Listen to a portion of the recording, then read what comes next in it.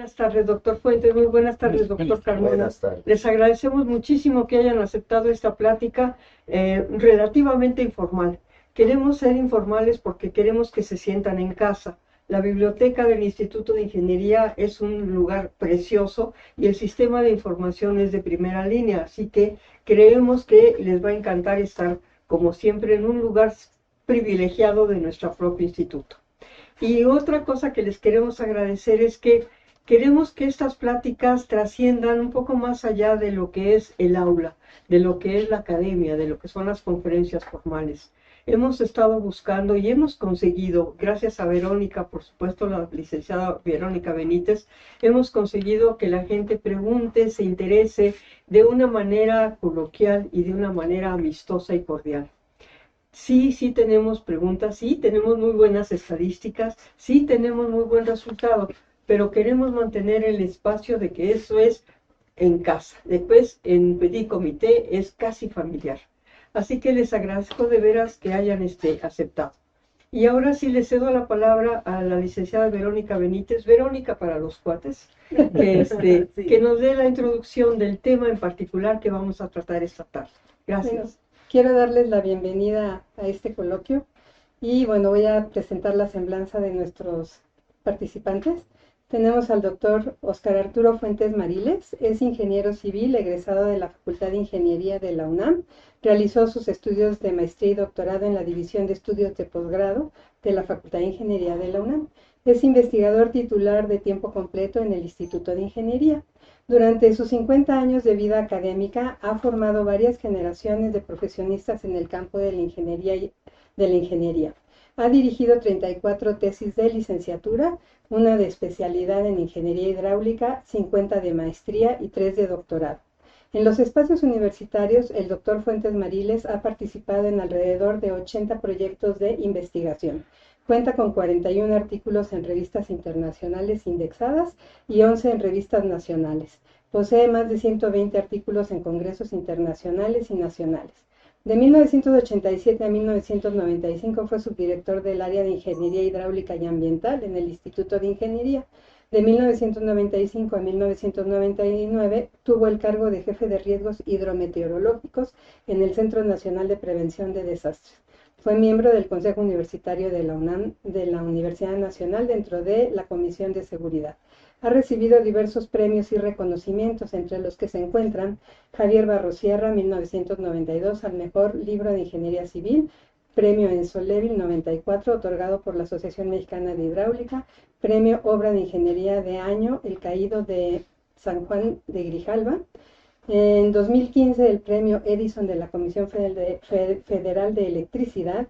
2018 obtuvo el premio nacional Miguel A. Urquijo al mejor artículo técnico sobre ingeniería civil y este año recibió el premio de ingeniería civil Mariano Hernández Barrenechea en la categoría de docencia. Bienvenido, Óscar. Gracias. También tenemos al doctor Rafael Bernardo Carmona Paredes, quien realizó sus estudios de licenciatura en física en la Facultad de Ciencias y los de maestría y doctorado en la Facultad de Ingeniería de la UNAM.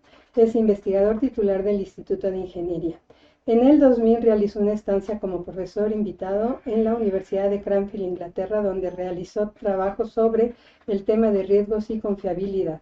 Dentro de las líneas de investigación que ha trabajado destaca el diseño y operación de conducciones de agua a presión, plantas de bombeo, redes de pozos de distribución para suministro de agua, transitorio, resonancia y cavitación en máquinas hidráulicas. Los criterios establecidos por Rafael Carmona han marcado las bases principales para el diseño y operación de los sistemas de abastecimiento de agua más importantes en México. Ha sido profesor de la Facultad de Ingeniería desde hace más de 40 años y pertenece a varias asociaciones científicas y profesionales. Su producción científica se ve reflejada en 150 informes a patrocinadores de proyectos de investigación, en artículos de revistas con arbitraje, en informes de las series del Instituto y en una publicación en Comisión Federal de Electricidad. En varias ocasiones ha ocupado cargos de coordinador, subdirector del Instituto de Ingeniería. Y en 3 ocasiones ha estado en la terna para ocupar la dirección del mencionado instituto. Ha participado como jurado del Premio Universidad Nacional y del Reconocimiento Universidad Nacional para Jóvenes Académicos. A lo largo de su carrera profesional ha recibido varias distinciones, como el Premio Arturo Rosenbluth para el avance de la ciencia, la distinción Universidad Nacional para Jóvenes Académicos y el Premio de la Investigación Científica en Investigación Tecnológica. De 2003 a 2014, a solicitud de la CONAGUA, tuvo a su cargo la planeación, diseño y construcción de grandes obras como el túnel Emisor Oriente, la obra de drenaje más grande del mundo en su tipo. Desde 2018 es el coordinador general del Sistema de Aguas de la Ciudad de México. Bienvenidos. Muchas Muchísimas gracias. gracias, bienvenidos, de veras, esa es la palabra exacta. Entonces, Pues a mí me gustaría empezar preguntándoles cuáles son las principales fuentes de abastecimiento de agua en la Ciudad de México. Bueno, la parte más importante, la que aporta un mayor caudal, a los pozos que hay repartidos en toda la zona metropolitana de la Ciudad de México, principalmente. Desde luego también se dispone de agua que proviene de lugares diferentes a la Ciudad de México, como es el sistema Cutzamala, algunos pozos que también ingresan por el lado oriente a la Ciudad de México. Considero que la aportación de estos tres grandes sistemas son los básicos para cubrir gran parte de la demanda de la Ciudad de México. Desde luego hay también algunos manantiales en el interior, en la alcaldía de Mixhucat, pero fundamentalmente las de mayor aportación las que mencioné al principio. ¿Y cuáles serían los principales problemas para el suministro de agua en una ciudad como la Ciudad de México?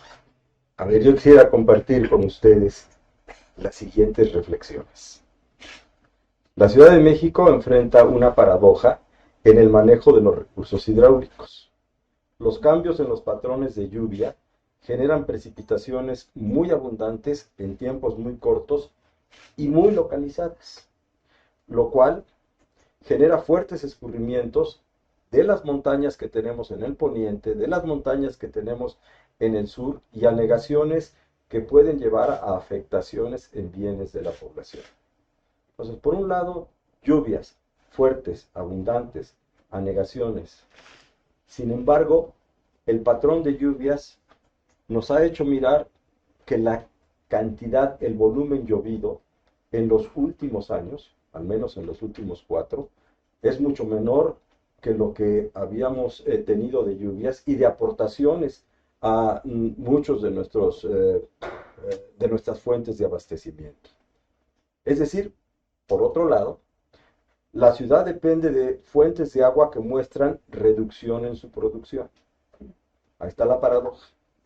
Lluvias que nos causan encharcamientos, inundaciones, muy rápidas, muy fuertes, pero no con el volumen necesario para llenar las presas, para recargar nuestros acuíferos. Es decir, esta condición de lluvias se traduce en menos agua para una población creciente. El 46% del agua que utilizamos en la ciudad viene de fuentes externas, las fuentes que acaba de mencionar el doctor Óscar Fuentes, el sistema Lerma y el sistema Cutzamala. Ambos sistemas entran por túneles excavados en las montañas del poniente. Están muy localizadas. Por lo que el acceso al agua que viene de esos dos grandes sistemas es mayor en el poniente que en el oriente de la ciudad. Hay desigualdad en la distribución por cuestiones geográficas. El agua que pasa por las colonias altas del poniente baja por grandes tuberías a las alcaldías del centro primero y luego del oriente de la ciudad. A su paso se va mezclando con agua que obtenemos de pozos perforados en el Valle de México, principalmente dentro de la ciudad. Otra problemática. El crecimiento urbano de los últimos años se ha concentrado en la periferia, no en la zona de mayor concentración de activos urbanos, de infraestructura urbana, sino en la periferia. En montañas del poniente, por donde salimos a Toluca, en las montañas del sur, el Ajusco, por donde nos vamos a Cuernavaca, o en las montañas del norte, más allá de la villa de Guadalupe, la sierra de Guadalupe, que forma la parte alta de la Gustavo Amadero, o en la sierra de Santa Catarina en el oriente. Y también hay una alta concentración o un alto crecimiento de población en esa franja del oriente de nuestra ciudad, que es limítrofe con el Estado de México, con los municipios de Nezahualcóyotl, de La Paz, de Iztapaluca, Valle de Chalco y Chalco. La complejidad geográfica de nuestra ciudad y las grandes distancias que el agua debe recorrer en nuestra red generan un reto muy grande para lograr la distribución equitativa del agua que tenemos disponible. Problema nunca enfrentado sistemáticamente con base en herramientas de información desarrolladas específicamente para atender ese gran reto. Entonces, trato de generar una imagen de la problemática que tenemos en términos del agua disponible, pero también de la distribución equitativa del agua. ¿Cómo llevar el agua que tenemos a todos los rincones de nuestra ciudad, a todas las casas de nuestra ciudad? Entonces, pues empezaría por esa parte y continuaría diciendo, en los últimos años, las lluvias, ya lo había dicho, han disminuido y el agua almacenada en las presas del sistema Cutzamala tiene en este momento la menor cantidad registrada desde los años 90 para acá. El sistema Cutzamala inició su operación en 1982 para traer agua al Valle de México, a la Ciudad de México y a los municipios conurbados. Lo que tenemos en este momento de agua almacenada en las presas es la menor cantidad registrada desde esa época. En el SACMEX, pues hemos desarrollado herramientas de trabajo basadas en la medición directa de presiones, de caudales, en redes, en líneas primarias, también al interior de los sectores que hemos formado para apoyar la operación de la distribución del agua a través de nuestras redes. A estos datos duros de presión, de gasto, le sumamos información, le llamamos información territorial. Quiere decir la información que la población nos envía a través de lo que en el gobierno de la ciudad conocemos como el Sistema Unificado de Atención Ciudadana, el SUAC. Todos los días, los habitantes de la ciudad ponen información, reportes en ese sistema unificado, llegan a un punto de concentración, se separan, se clasifican, se decantan y llegan al SACMEX aquellos asociados con problemas de agua, faltas de agua o problemas de encharcamiento, problemas de inundación. De tal manera que el cruce de la información que levantamos a través de nuestros sensores de medición de presión y de gasto, con la información que viene directamente de la población, nos permite que cada mañana, a partir de las 8:30 hacia las 9:30, nos extendemos un poquito hacia las 10 de la mañana, nos sentemos a trabajar con las áreas operativas, las áreas que deben estar en los distintos sitios de nuestra ciudad, manejando bombas, pozos, válvulas, para que con esa información tomemos acciones, pero acciones basadas en información. Acciones que van directamente dirigidas a atender los problemas que día con día recibimos de la ciudadanía y a poder planear en el corto y en el mediano plazo las actividades que debemos realizar para mejorar esa distribución. Todos los días de las 8:30 hacia las 9:30 o 10 de la mañana, los domingos no, debo confesar que los domingos no, ¿sí? Nos sentamos entonces con nuestros grupos operativos a tomar esas decisiones. De la misma manera, bueno, pues hemos formado brigadas para la atención a las fugas, a lo que se nos escapa de agua de las tuberías. Información que viene en una gran proporción también de los reportes ciudadanos. Es decir, esa visión de estar observando lo que la ciudadanía nos dice, nos permite tener esa toma de decisiones basada en información. ¿A dónde mando a mis cuadrillas? ¿Cómo le pido a mis cuadrillas que actúen cada día para poder mitigar esos reportes en general, que no son todos de faltas de agua, sino también de fugas? Y en el SACMEX formamos pues un número amplio, arriba de 70 brigadas dedicadas exclusivamente a la reparación de las fugas. Fugas que de otra manera nos estarían representando una gran pérdida del agua que necesitamos para distribuir a la población. Trabajamos siempre buscando que todos nuestros pozos, que nuestros sistemas de producción de agua estén operando de manera buena.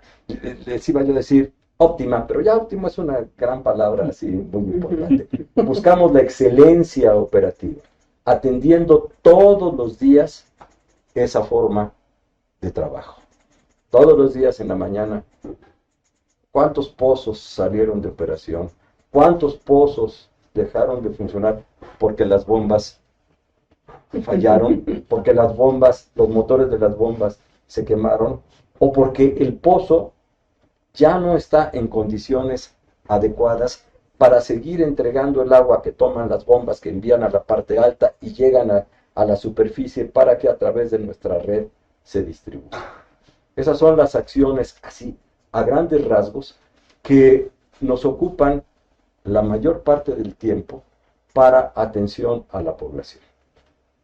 Bien, pues es impresionante y se me ocurren muchísimas preguntas, pero yo quisiera ver, doctor Fuentes, Sí. Desde el punto de vista del investigador dedicado a este tipo de problemas, ¿cómo podemos colaborar? ¿Qué estamos haciendo como instituto?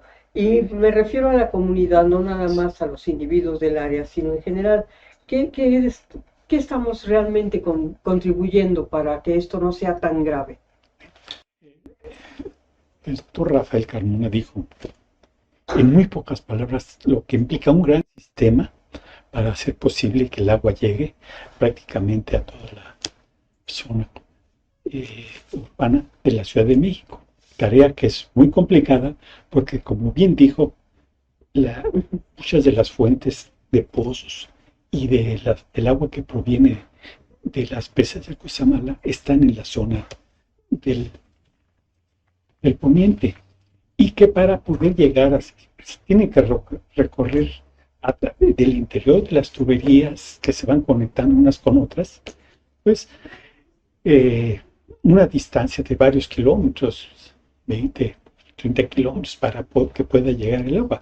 Ya se imaginarán que pues en la ciudad, debido también a sus condiciones de topografía, de acuerdo a las forma en que están las tuberías conectadas, algunas se hicieron en una época, otras se hicieron en una posterior, pues es una combinación ahí medio extraña que no es una tarea sencilla. Creo, y lo mencionó el doctor Rafael Carmona, que también no tiene que ver mucho con pues, las pérdidas físicas de agua, que para mi gusto es uno de los problemas medulares que hay que atacar, que hay que reducir. No se van a evitar, nunca vamos a pensar que sea una cantidad cero o muy baja, no es posible, porque pues también en la ciudad tenemos la otra condición de que pues los movimientos sísmicos pues hacen que también las tuberías se vayan desacoplando unas con otras. Algunas ya son muy viejitas, muy antiguas, y también pues ya no tienen mucha resistencia. Y todo eso hace pues que sea un tanto complicado poder llevar a cabo la distribución.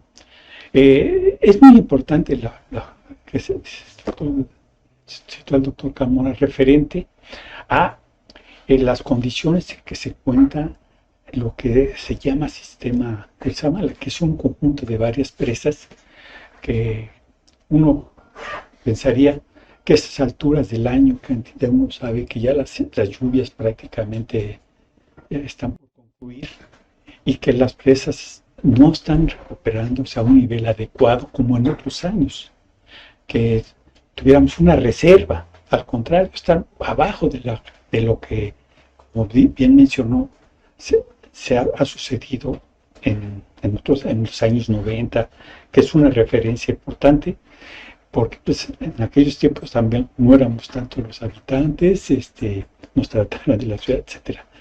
Pero a lo que vamos es que la investigación participa, por ejemplo, en el análisis de cómo van evolucionando las presas, cuál se puede llenar, cuál menos, cuál más, y luego cómo hacer la conducción lo más adecuada posible. Estas presas están a 160 kilómetros prácticamente de la Ciudad de México.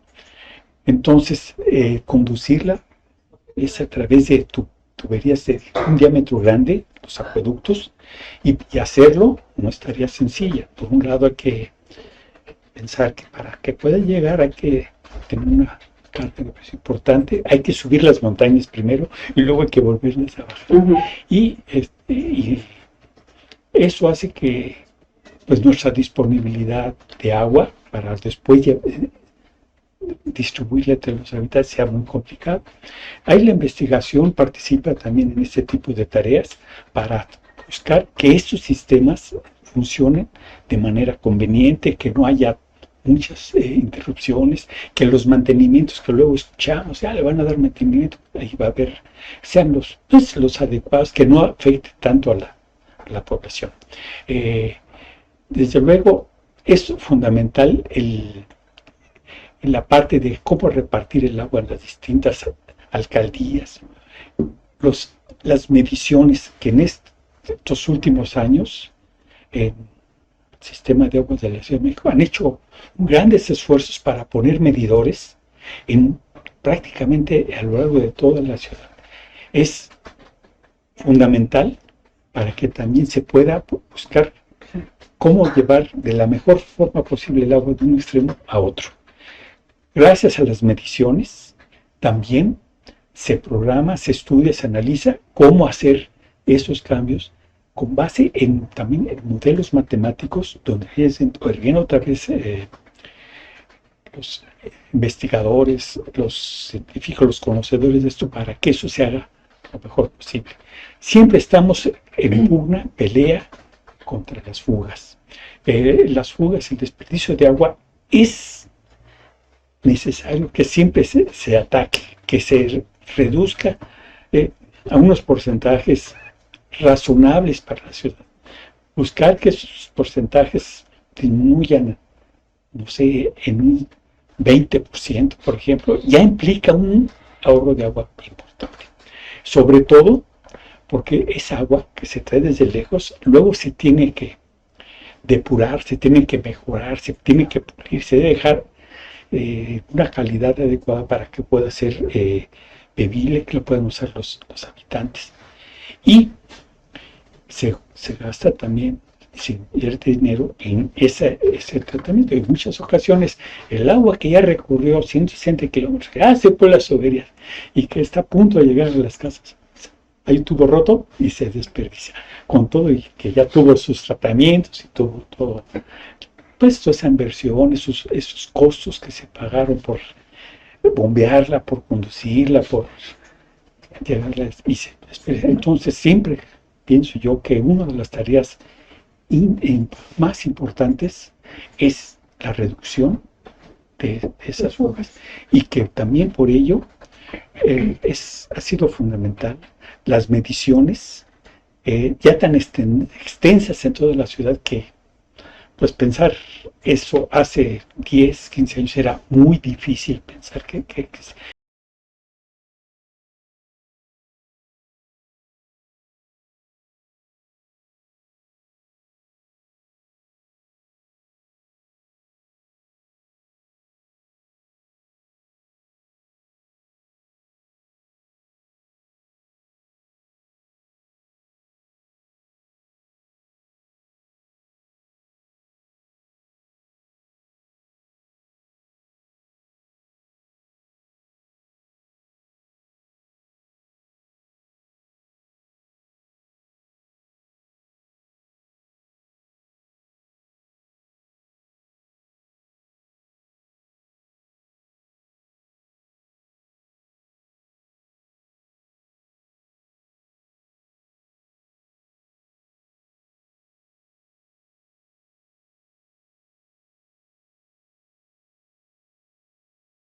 doctor Carmona?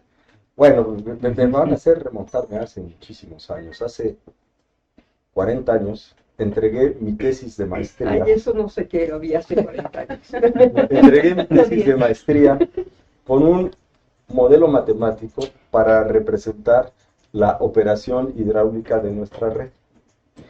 Y sobre ese modelo matemático, un sistema, un criterio de control, con un nombre rimbombante, de control Ajá, sí. autosintonizable, buscando darle equidad a la distribución del agua en la red. Los modelos matemáticos parten de información que se tiene disponible de nuestras redes. Hasta prácticamente principios de esta administración, uno de los problemas más claros que yo mencionaba y a los que yo me enfrenté es a esa falta de datos directos que nos pudieran retroalimentar los resultados de los modelos, que nos permitieran avanzar de manera más precisa en la conformación de los modelos. De los últimos años para acá, para mí la gran diferencia es la disponibilidad de datos. De esos datos de primera mano, que hablaba yo en estas primeras reflexiones, y que tienen el sentido de permitirnos calificar, reflexionar, ver, hacernos ver a nosotros mismos qué tan buena ha sido nuestra visión del problema a través de los modelos que teníamos. Ahora ya tenemos una cantidad de datos, a veces digo suficiente, pero a veces digo, el problema que tenemos ahora y que nos toca mucho verlo en términos de las personas que están trabajando directamente aquí en nuestros grupos de investigación, lo referente al procesamiento de los datos. El término más moderno ahora es el de minería de datos. Hace 5 años yo decía, no tengo datos para mirar. Estoy prácticamente trabajando sobre un sistema como si fuera una caja negra, en donde entra el agua del poniente, tengo muchos pozos que le meten agua también, y el agua sale por muchos lugares de nuestra ciudad. Y realmente eso no lo queremos así. Lo que nosotros queremos es una caja transparente, una caja con información. Ya tenemos la información y ahora lo que nos toca en la parte de la investigación, en la parte del apoyo a todas esas brigadas de operación diaria, es presentar la información de la manera más ágil posible para que nuestros operadores distingan muy rápidamente hacia dónde tienen que correr. Sí, de correr.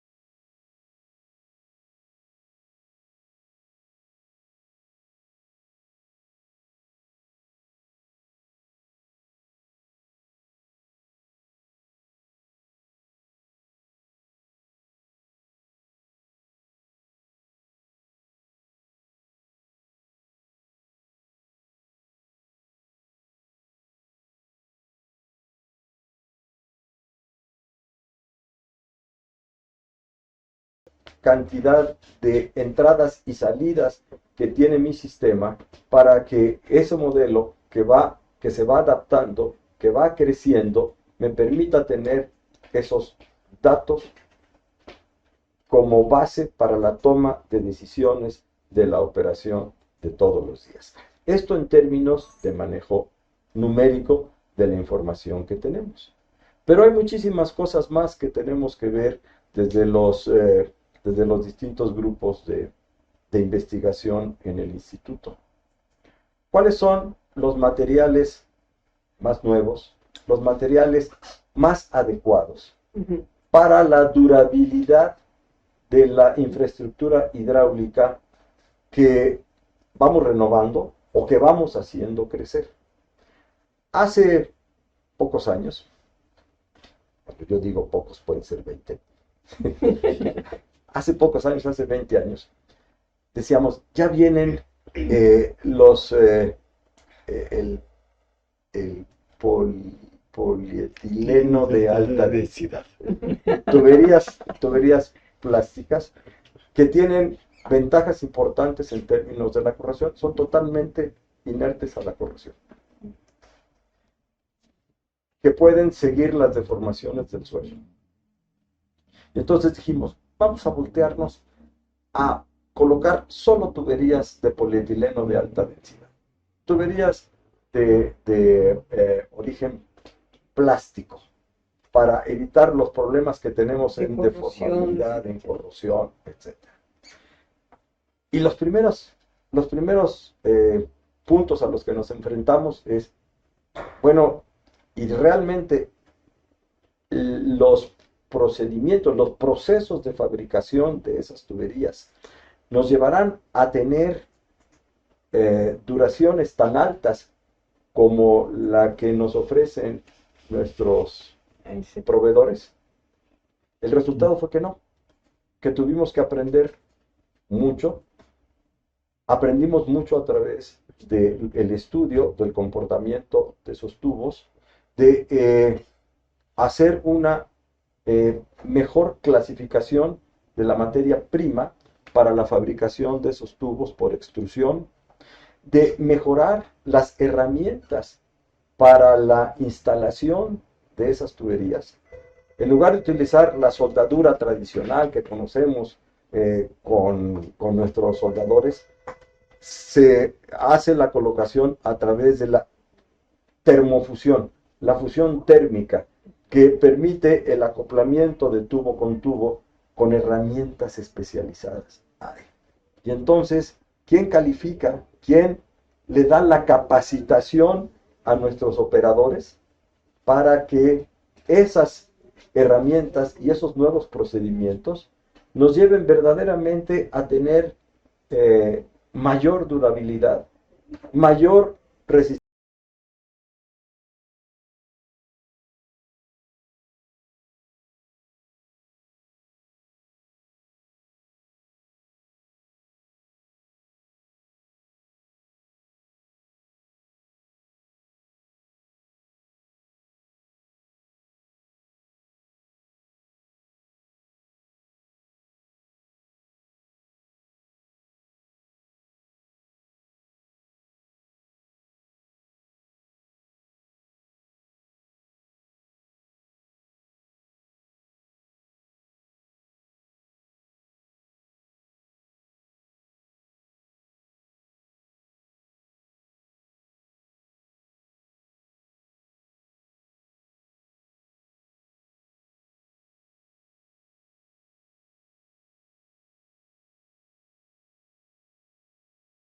Procedimientos de calidad del agua.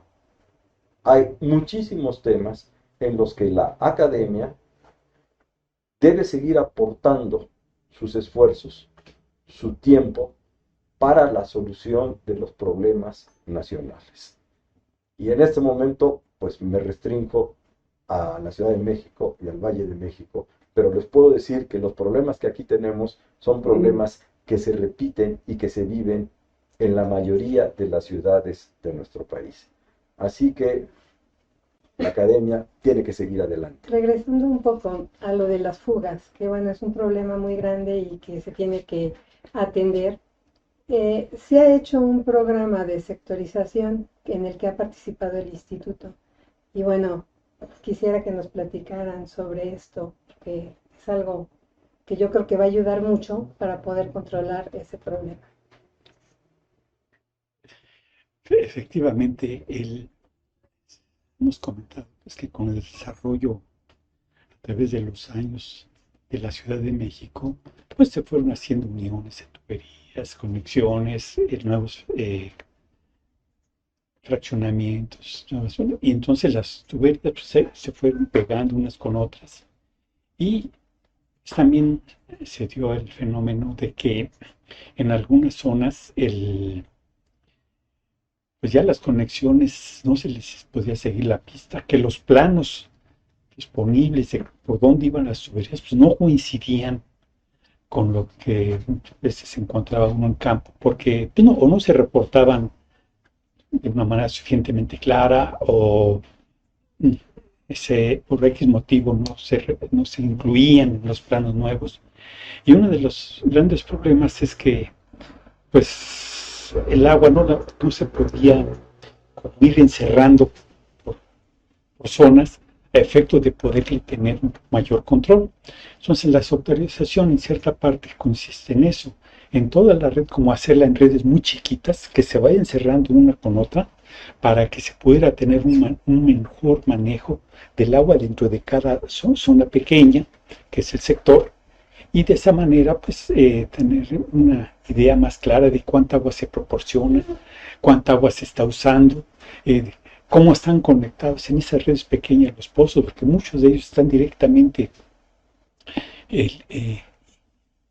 instalados a las tuberías, otros más vemos que se llevan a unos tanques elevados, pero la mayoría están conectados directamente a los tubos, y entonces es muy difícil en un momento dado cerciorarse de cuánta agua es la que se está proporcionando para cierta zona y tratar de que se quede en esa región, porque a veces sucede esta zona, y de repente había tuberías que nos digan que no estaban por ningún lugar mencionadas, y eso ha sido difícil, pero eso ha contribuido mucho. Desafortunadamente es una tarea a largo plazo, para que los efectos, las reducciones en las cantidades de agua que se desperdicia fue importante. Se decía que antes se componía un lado y el agua en la zona que estaba compuesta se iba para la otra zona.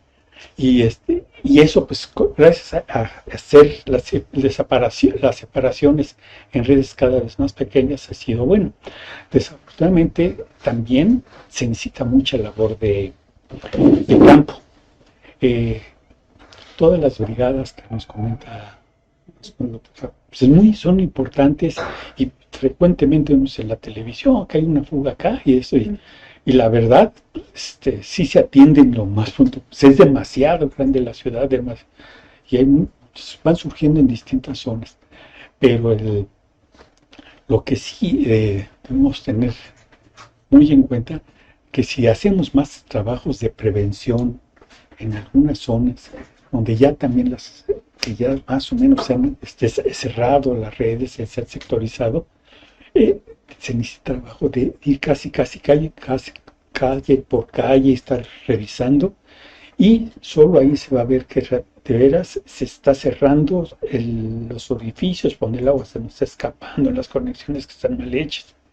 Pero es una tarea muy extensa que lleva mucho tiempo y que desafortunadamente los resultados se ven en varios años, no se ven tan inmediatos como uno quisiera. Yo a veces trato de describir eso de la sectorización haciendo algunos símiles. La sectorización, en primer lugar, como lo dijo ya el doctor Fuentes Mariles, nos permite dividir a ese monstruo de red que tenemos en pequeños pedacitos. Y por lo tanto, eso de divide y vencerás, pues es uno de los principios más importantes. Pero no es nada más dividirla, es acondicionar la red para tener mayor control, para poder identificar cuáles son las acciones que tenemos, para lograr avanzar en eso que llamamos la distribución equitativa del agua. Me lo imagino de la siguiente manera. Una red la podemos imaginar como una telaraña. En una telaraña, si yo me fijo en un punto, a ese punto puedo llegar por una infinidad de caminos, tantos como me pueda yo imaginar. Una red hidráulica construida así como una telaraña, pues no me permite definir cuál es la ruta que debe seguir el agua para llegar al punto donde la quiero colocar. Porque tengo demasiadas conexiones. Porque no puedo lograr un control para decir tengo que llegar a este punto. Es un elemento vivo. Es un elemento vivo en términos de decir no se deja controlar fácilmente. Y ahora me lo imagino como un arbolito. Yo digo, a ver, si yo quiero llegar a la punta de esa rama, yo tengo un camino para llegar a la punta de esa rama, para que la savia que va desde el subsuelo llegue hasta la punta de esa rama y todo el árbol pueda tener los elementos de vida que necesita. Entonces, hago una sectorización y hago una separación de tal manera que pueda yo tener líneas de conducción que me permitan definir zonas de influencia de los tanques principales. Y entonces decir, mira, si quieres llevarle el agua a Azcapotzalco, fíjate en esta línea. Pero si quieres llegar a Tlalpan, te tienes que fijar en esta otra línea. O si quieres llegar hasta Iztacalco, la ruta es esta. Dividir la red tiene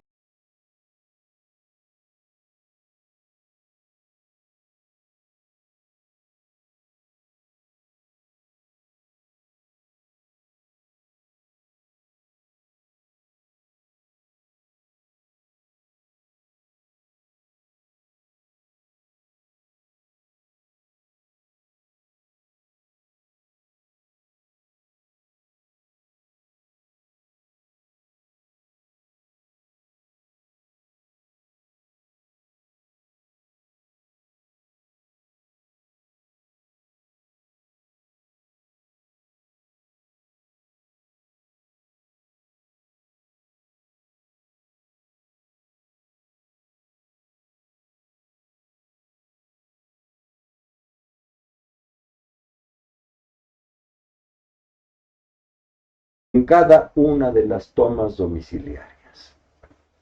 ¿Cuántas tomas domiciliarias tenemos en la ciudad? 2.100.000, 2.200.000. Ese es el número de medidores que deberíamos tener operando. Medidores que también pues tienen su desgaste. Los medidores que conocemos, los tradicionales, son medidores mecánicos. Tienen un mecanismo parecido al de la relojería, en donde el paso del agua activa un mecanismo que va girando y ese mecanismo activa los distintos engranes y van moviendo las agujitas y los contadores. Esos son los medidores de aquella época que como piezas mecánicas tienen su desgaste. Y decimos, híjole, si ya tienen 10 años, empezamos a dudar de ellos. Bueno, ¿y qué tal si utilizamos nuevos principios de medición? Bueno, pues sí, el ultrasonido y los electro...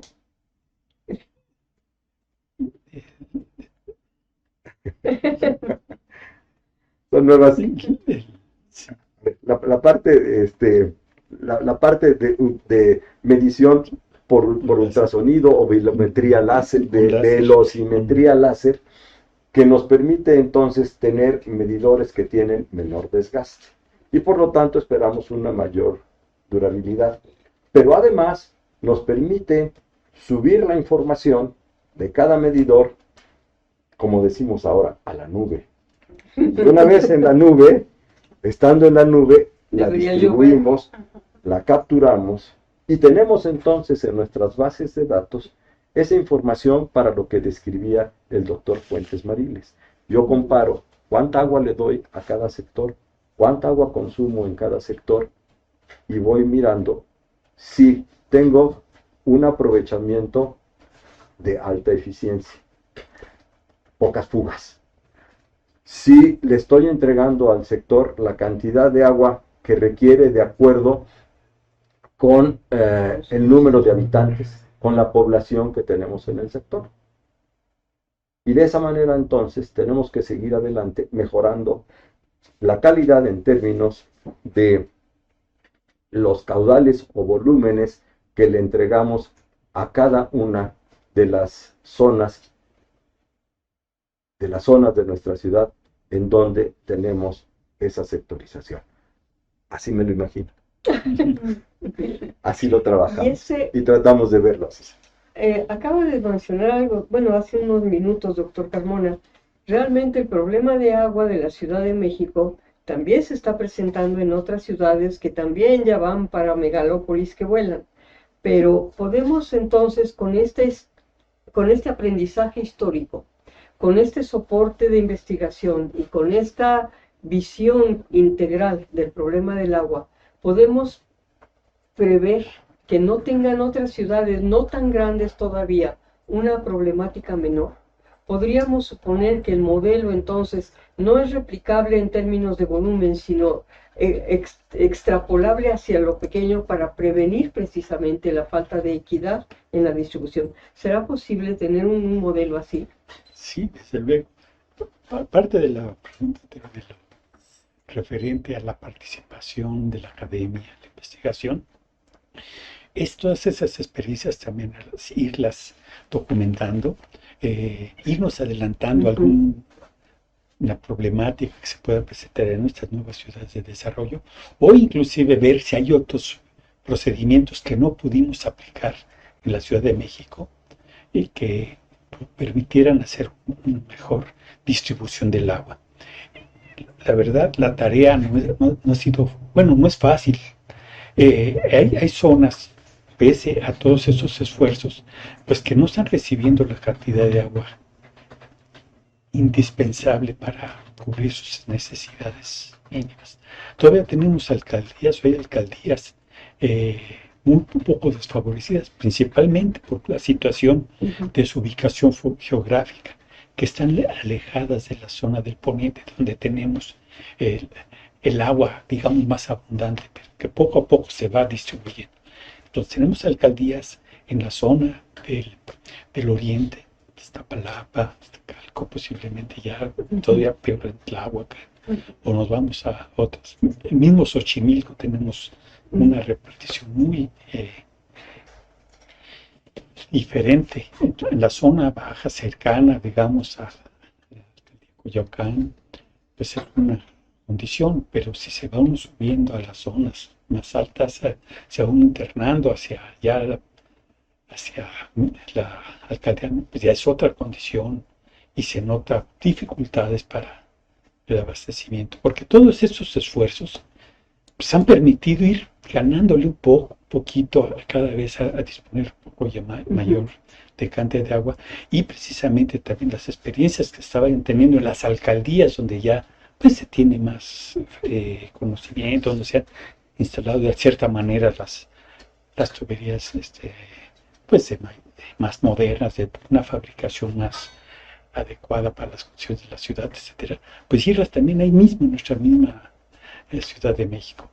El doctor Carmona ha dicho varias veces y que bueno, la preocupación de una distribución equitativa, y la verdad es un reto muy grande, porque las condiciones de lejanía, las condiciones de, pues a lo mejor hasta el desarrollo no controlado de la población, en muchas ocasiones pues, los habitantes se fueron asentando en esas zonas donde no había ni tuberías, no había ni calles, no había nada. Y pues todo eso sobre la marcha, y aparte de esas condiciones de ir proporcionando servicio a esas partes, está la de lo que tengo, tratarlo defendiendo. La verdad que son peleas en distintos rings, no sé cómo la doctor Carmona, porque son muchas cosas que hay que estar viendo, y que no puede uno descuidar uno porque el otro se nos complica. Y luego la presión social de que si en la zona oímos frecuentemente que la zona de Iztapalapa no es suficiente. Debo decir que es posiblemente una de las alcaldías que más agua reciben, pero también es una de las más habitadas.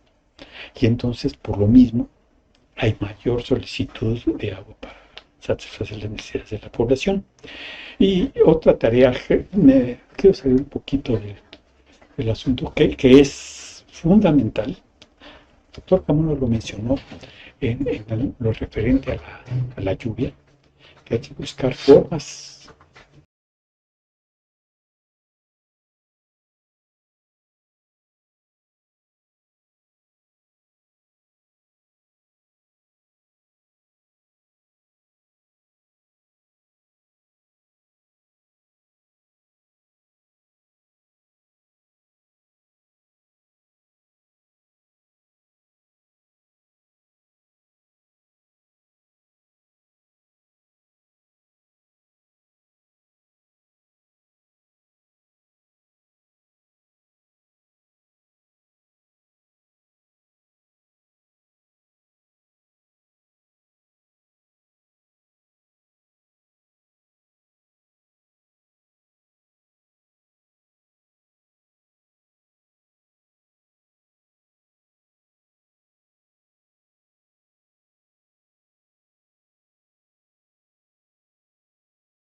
mínimo.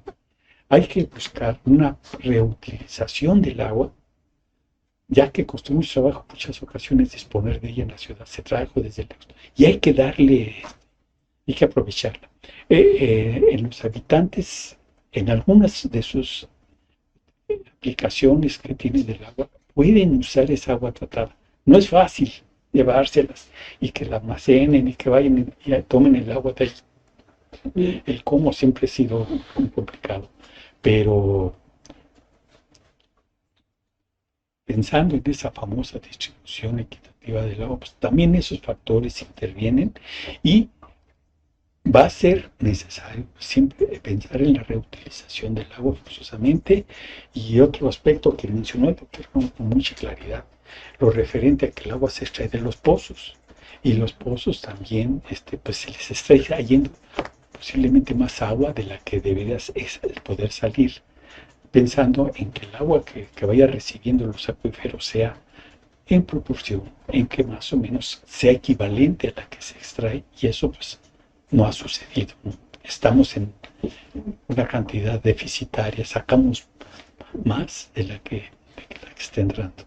En relación a esto que mencionas de tratar de reutilizar el agua, yo no sé si actualmente haya dentro de las leyes que se están estableciendo para construir grandes edificios o casas o lo que sea, que se estableciera ya el reuso dentro de la misma casa, porque digo, el agua de la regadera pues, se puede reutilizar en el lavado de los patios.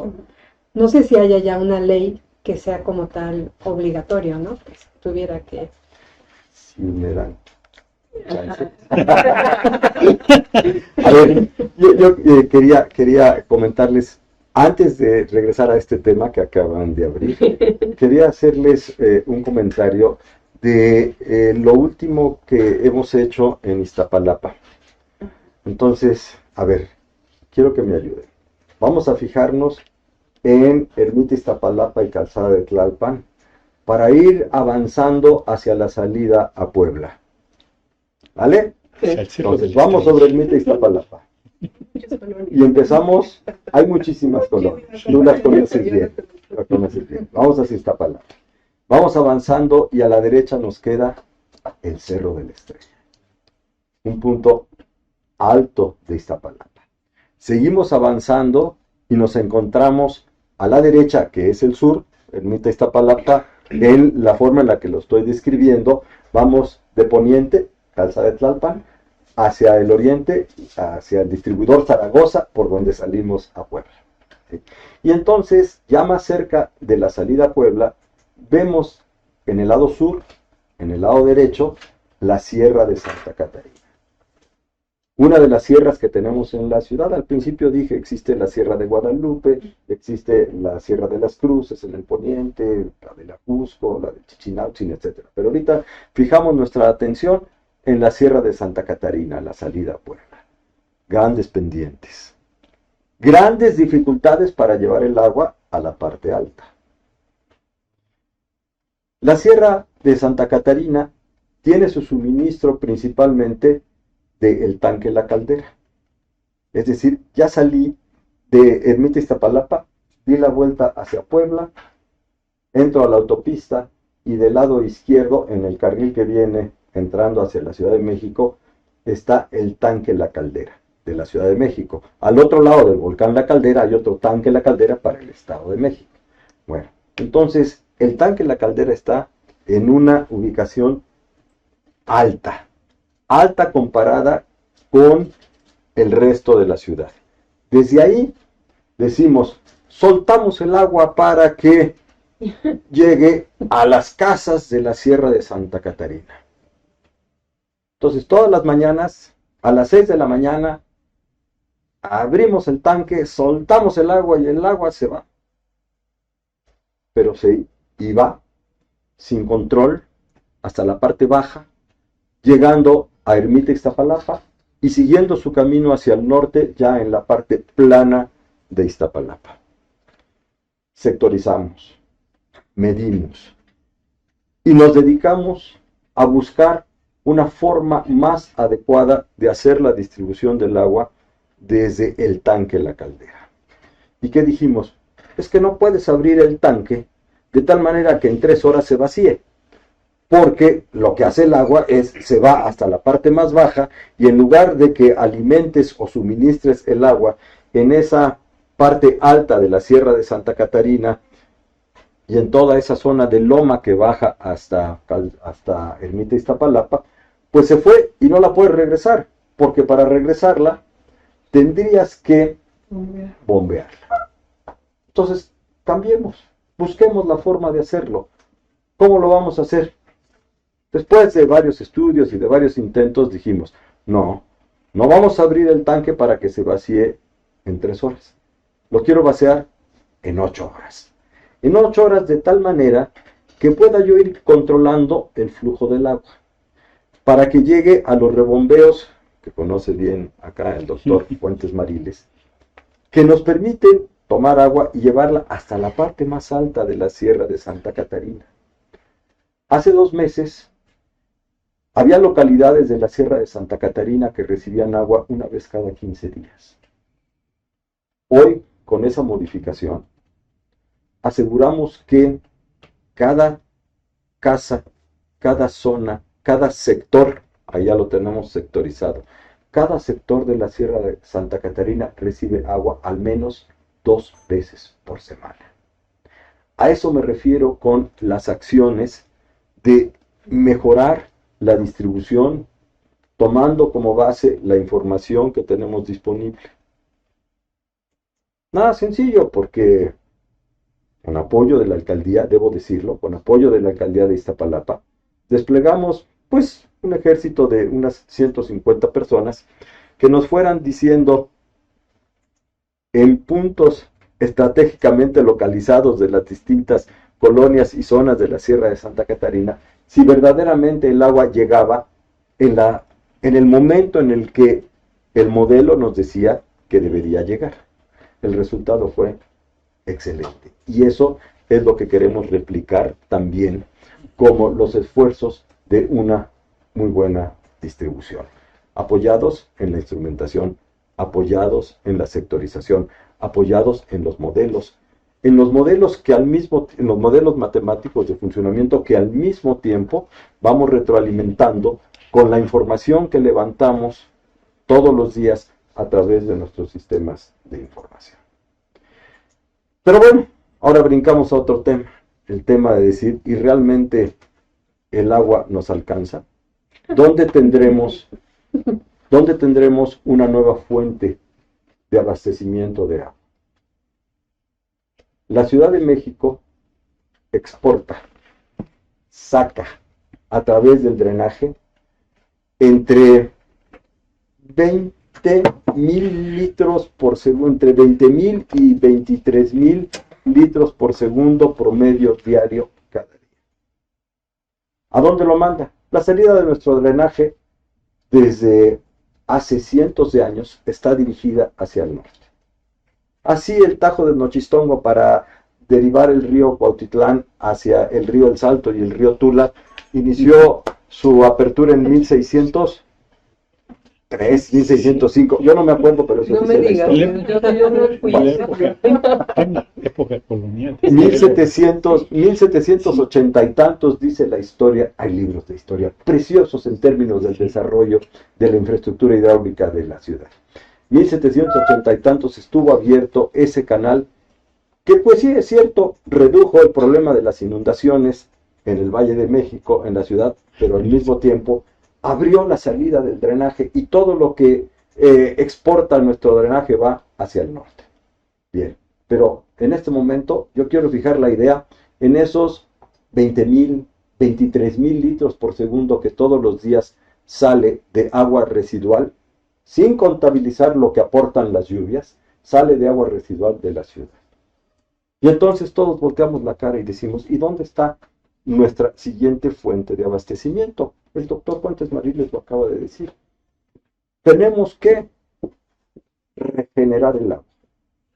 Es decir, el agua del drenaje, tenemos que llevarla a las plantas de tratamiento de aguas residuales, producir agua tratada, que con distintos niveles de tratamiento nos deberán llevar, y existe las tecnologías para hacerlo, a los niveles de calidad suficientes para su reuso.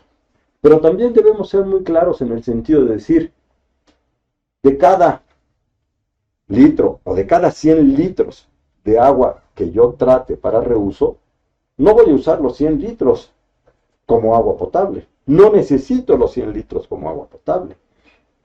Una base muy grande la debo seguir ocupando en el riego agrícola del suroriente de nuestra ciudad. Es muy importante, sí. La debo seguir utilizando en usos urbanos.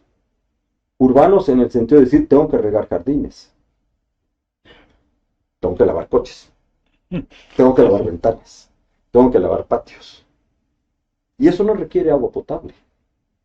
O sea que tenemos que aprender también y definir de cada 100 litros, cuánto voy a dejarlo con un tratamiento secundario, cuánto con un tratamiento terciario, cuánto lo llevo a una regeneración de mucho mayor calidad y seguridad para que podamos reutilizarla ya como uso doméstico.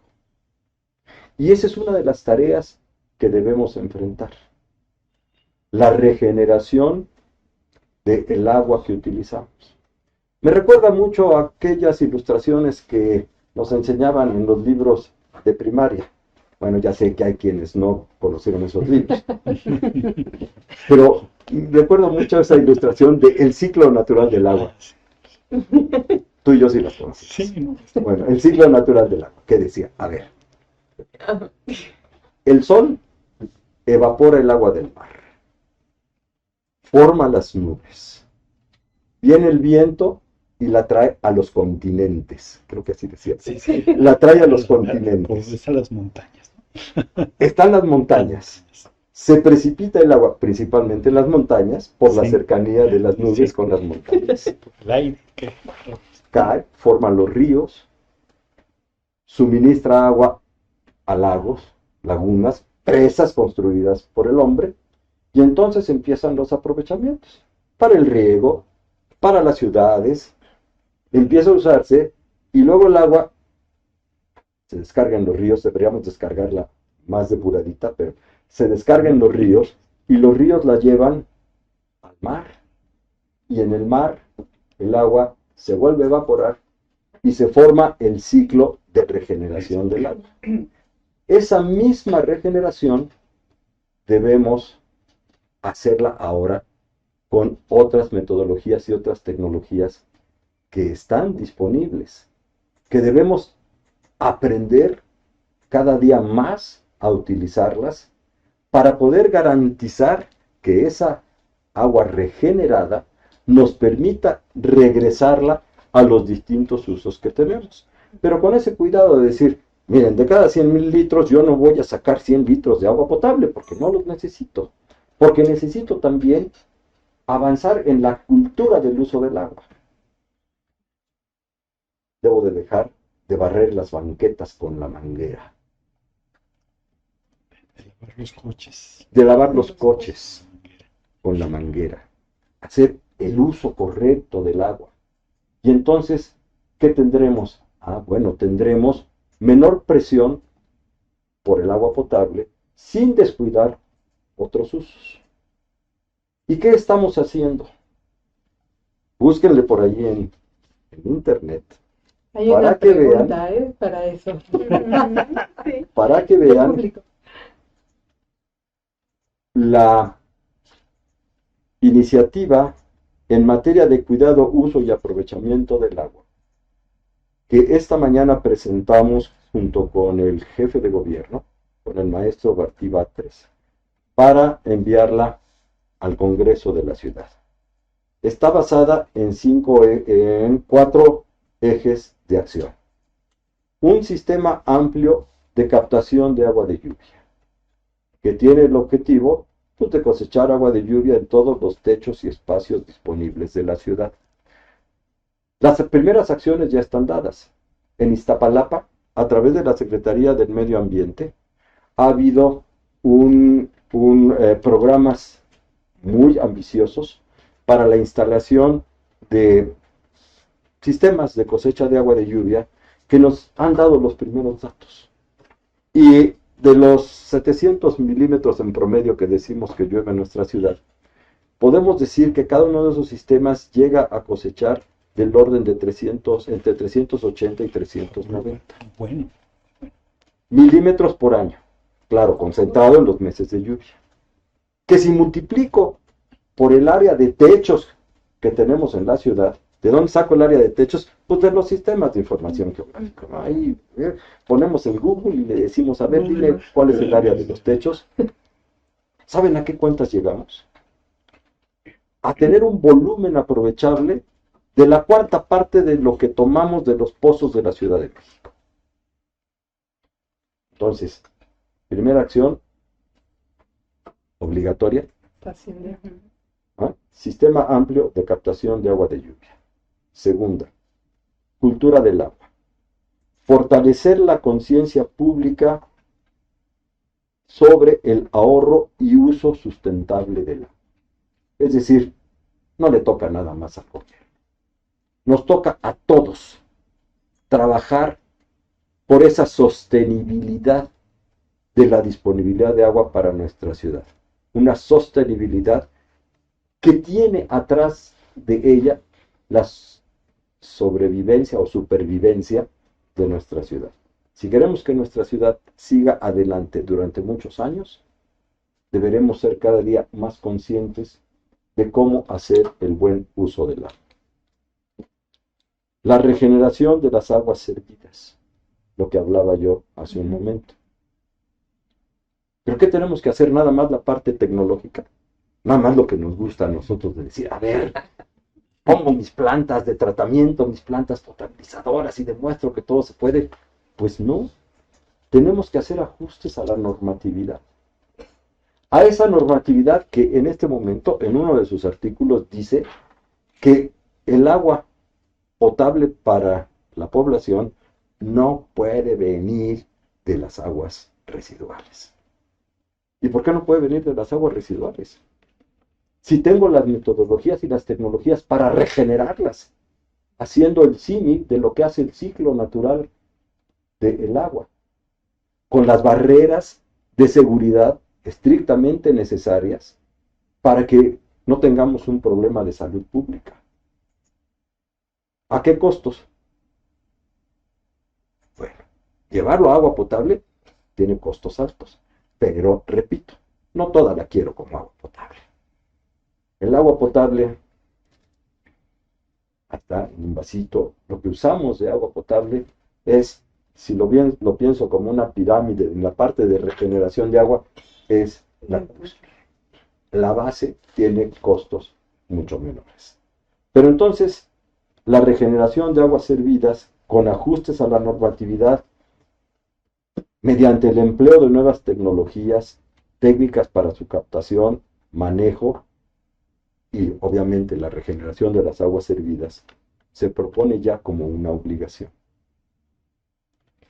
Y obviamente los trabajos que durante mucho tiempo hemos anunciado como necesarios en la recarga de los acuíferos de la zona. De la zona quiere decir del Valle de México, no nada más de la ciudad.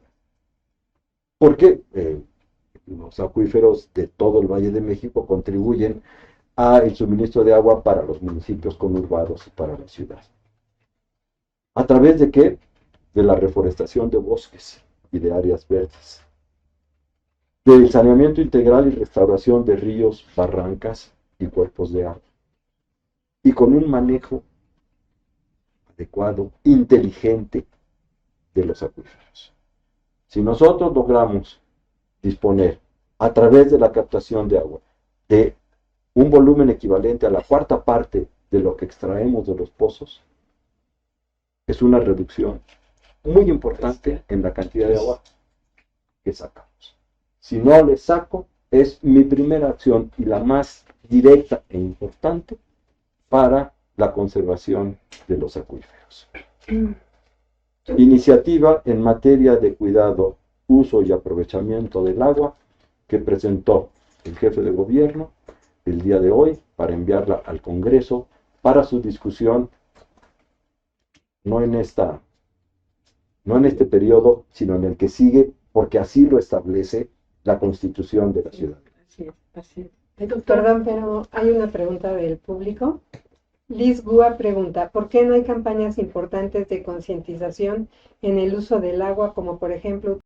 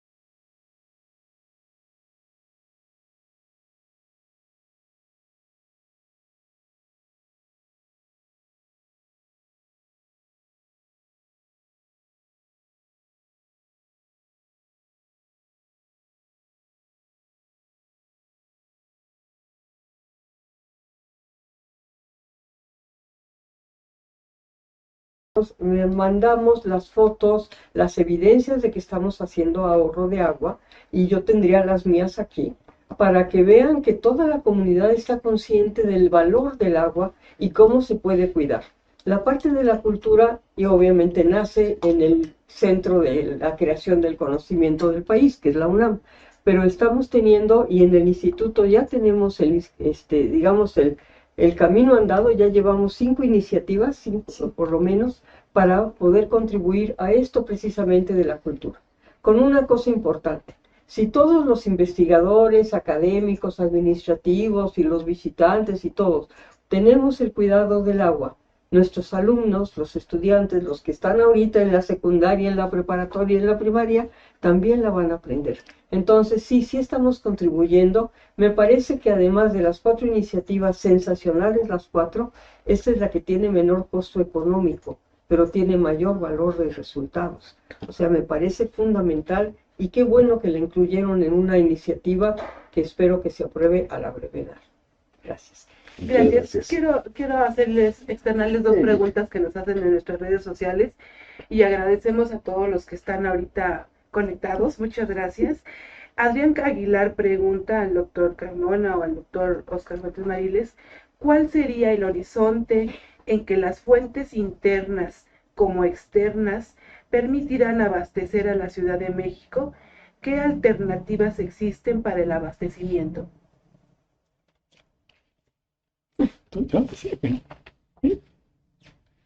Es muy importante pensar que cada vez va a ser más difícil disponer de una cantidad de agua que se traiga de otros lugares para la utilización en la Ciudad de México. Y es fundamental que el agua que tenemos se quede dentro de la ciudad en la medida de lo posible, que mucho se pueda utilizar, llevando a lugares propicios para que se infiltre en el subsuelo, y sobre todo pensar que toda esta parte de la cultura del agua es fundamental. Si cada habitante o cada familia pudiera su granito de arena en reducir un poquito, por ejemplo, la cantidad de agua que utiliza, no sé, el lavado de los trastos, por decir algo, que es uno de los que mayor consumo, o el lavado de la ropa. ¿Sí?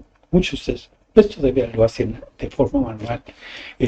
Esos pequeños ahorritos, ya a nivel de un conjunto de población importante, pues implica volúmenes que pueden significar que tengamos más agua que repartir de esa buena calidad a esas zonas deficitarias que no la tienen.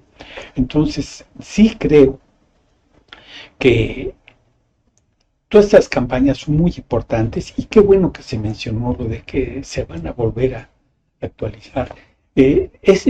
Yo también creo que principalmente había unos inspectores del agua en las familias, que eran los niños.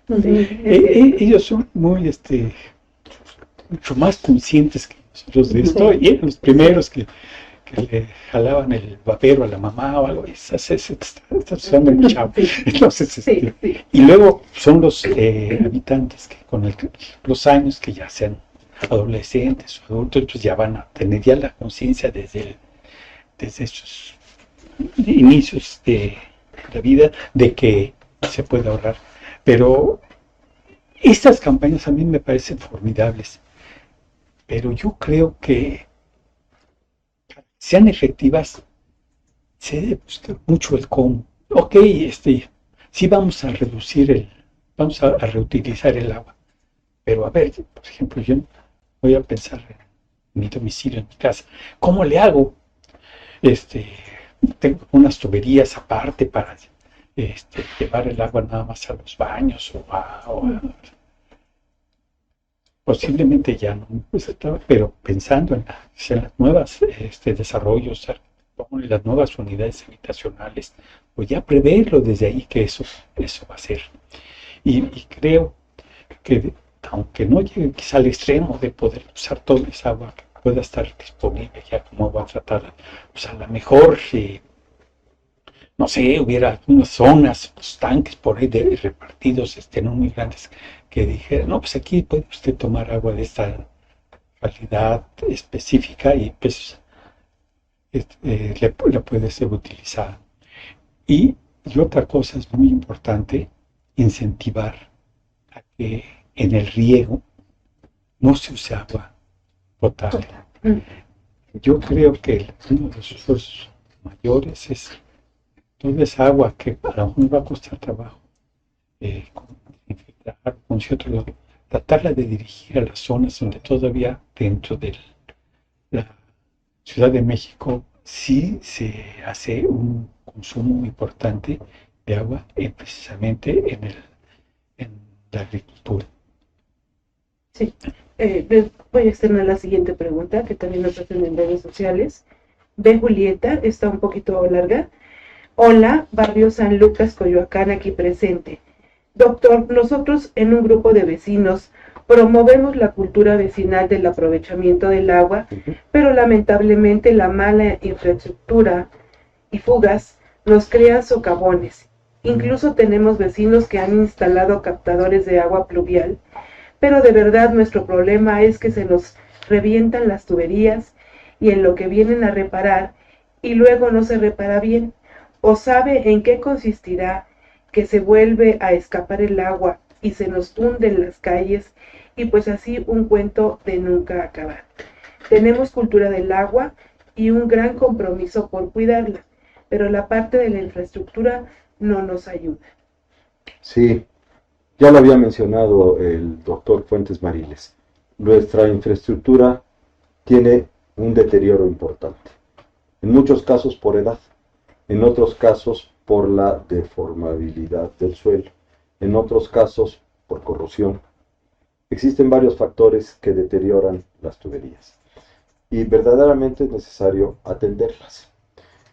Lo primero que hacemos es atender los reportes de fugas para que vayamos resolviendo cada uno de los casos que nos presentan, pero al mismo tiempo llevar una estadística en el sentido de decir, en esa zona, en esa calle, ya van 3 fugas diferentes que se presentan.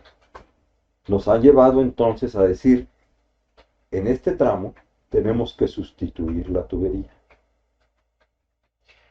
Es decir, la acción de reparar una fuga puede ser el indicador de que debemos actuar de una manera diferente en las tuberías que tenemos en una calle, en una zona. Muchos problemas los tenemos en zonas de alta pendiente, de las zonas de lomeríos, en donde las presiones son altas. Son altas porque el agua entra por el poniente, o el agua que entra por los tanques de Chalmita en la zona norte de la ciudad, a mayor elevación, cuando llega a la parte baja, genera presiones importantes sobre la red, y si sobre la red o sobre las tuberías, y si las tuberías ya tienen un deterioro, entonces ahí es donde hemos enfrentado a esta condición de decir, mira, no más reparaciones y sí más programación para hacer la sustitución de las redes. Si me guardas, por favor, y si me envías la ubicación completa para que hagamos la revisión de la estadística que tenemos en esta zona de Coyoacán y podamos ver el caso de manera directa. Agradezco mucho los comentarios, pues de todas las personas que nos siguen, porque verdaderamente la información que obtenemos de la ciudadanía es básica para que podamos identificar, actuar, tomar acciones, programar nuestras obras importantes a realizar. Sí. ¿Sí? Yo un comercial cultural. En la UCI Biblioteca, donde estamos presentes, tenemos, yo recuerdo un libro que escribió el licenciado Roberto Llanas hace algunos años. Habla de obra pública y justamente un apartado lo dedica a la hidráulica en México. Sí. El libro abarca desde la época prehispánica Sí. y hace un recorrido súper interesante. Está en la biblioteca y está en algunas otras, pero también, no sé si el tema lo amerite, el libro de Enzo Levi, El agua según la ciencia. No sé qué tan propicio sería para la ocasión, pero son temas de agua que podemos encontrar aquí en la biblioteca UCI Biblioteca o en otras muchas de la universidad. Es mi comercial cultural para la ocasión. Muchas gracias, muchas gracias. Hay otra pregunta. Son dos libros de distinta forma de presentar las cosas. El libro del doctor Enzo Levi es un libro más a la técnica, con una explicación muy amigable de los temas más científicos, más tecnológicos. Sí, lo conozco. El libro de el maestro Llanas es un libro de historia fabuloso.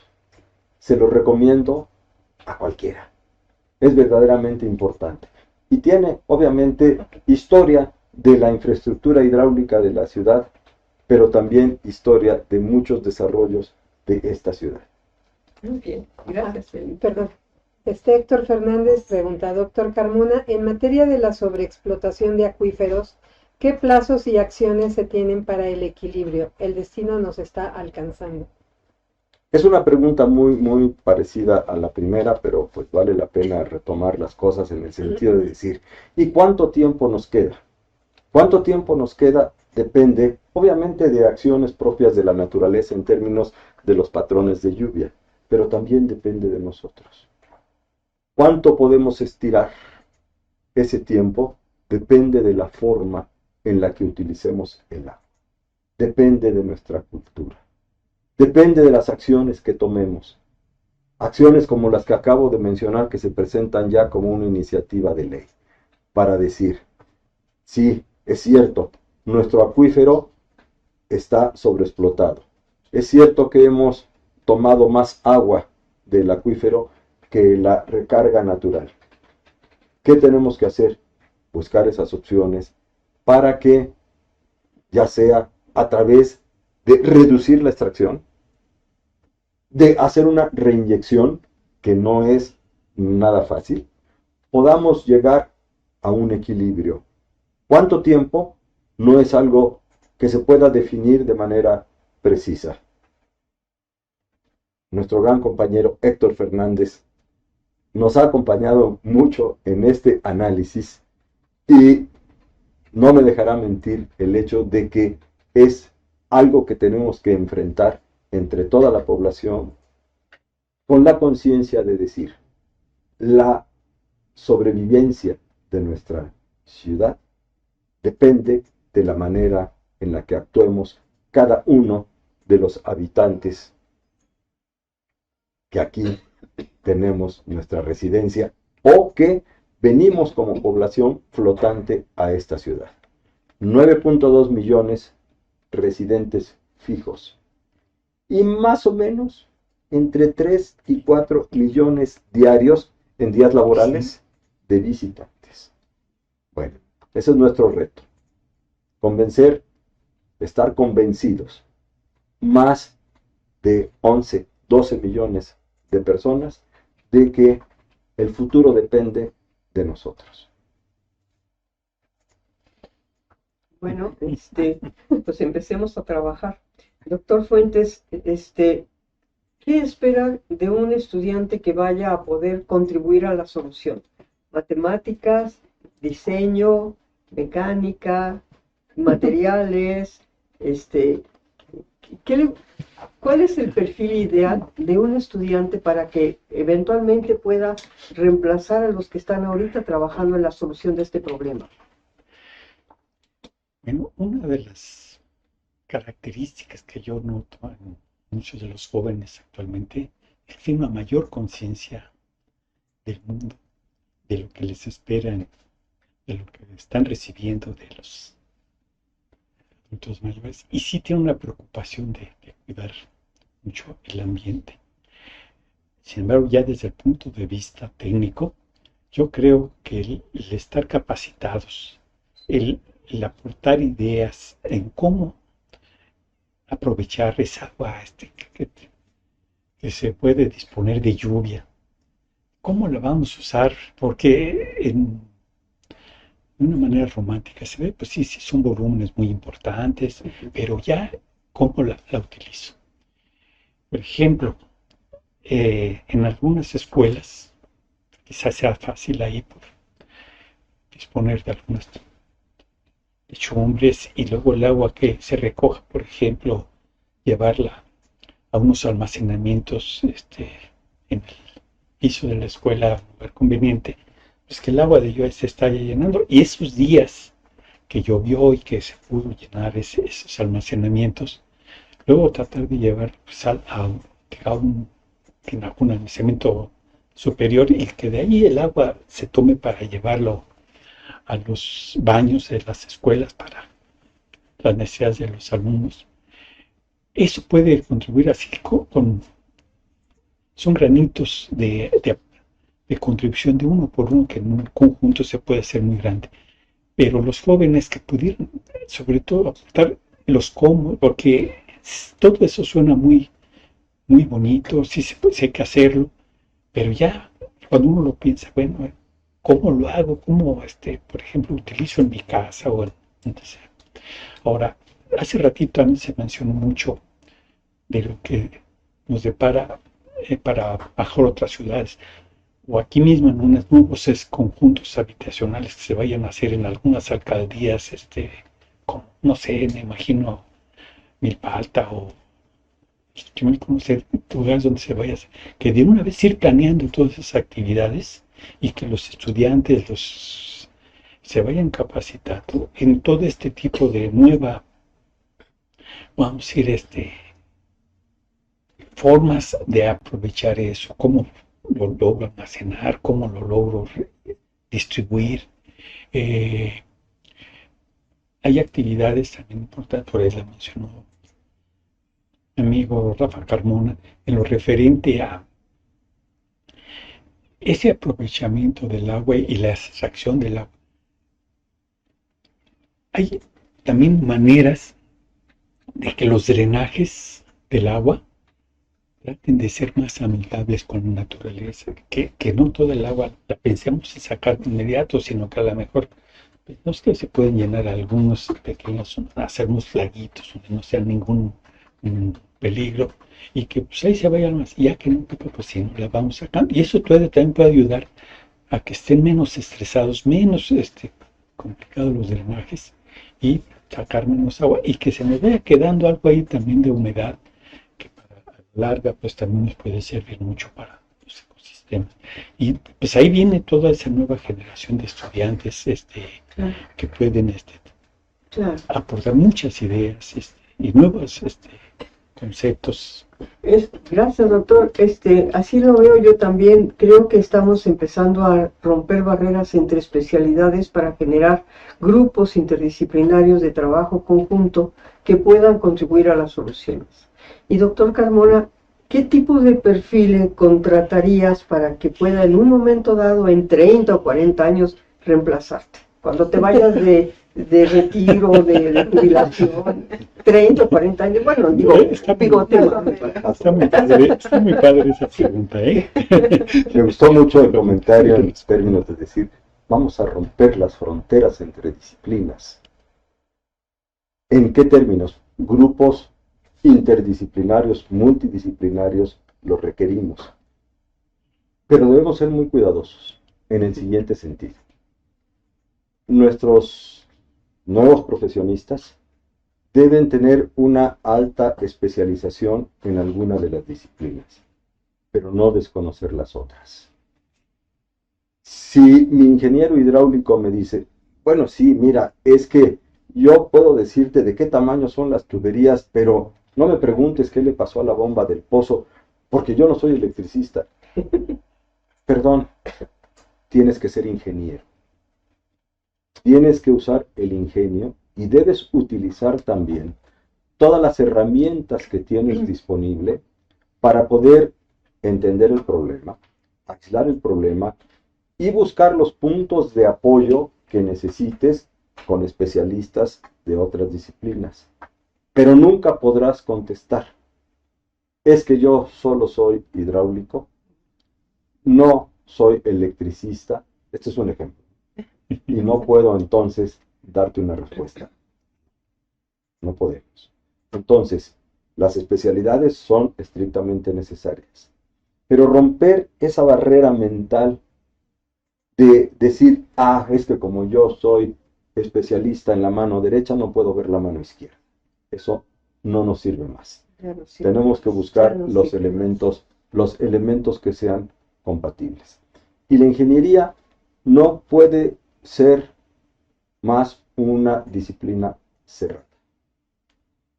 Si tenemos que enfocar el problema del buen aprovechamiento de los recursos hidráulicos para nuestra ciudad, para nuestro Valle de México o para el centro del país, no deberemos y no podremos estar solos como ingenieros.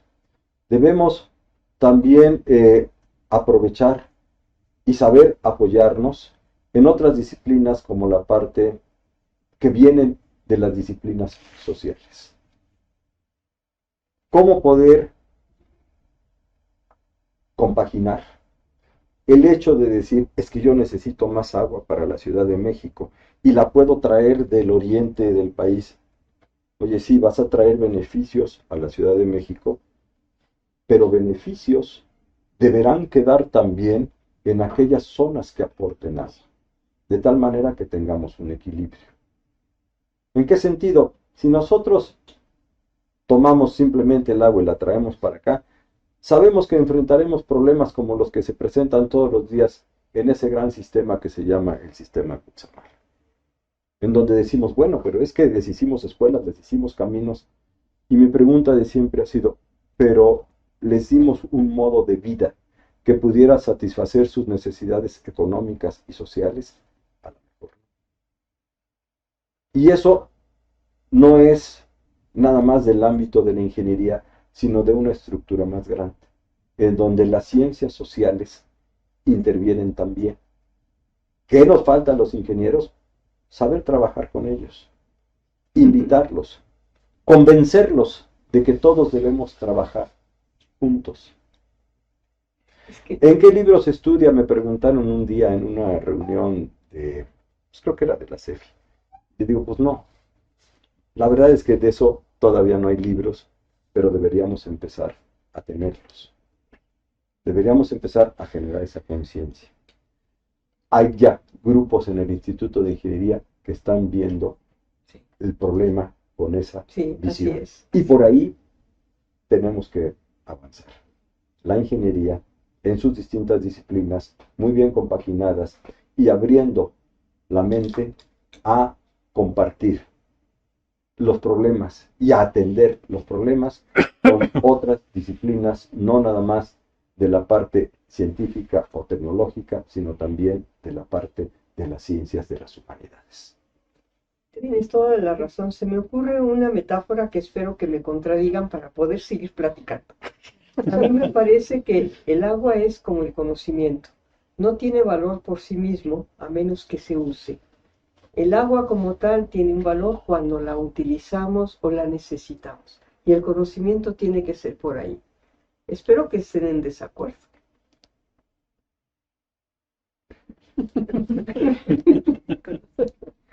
Estemos en desacuerdo.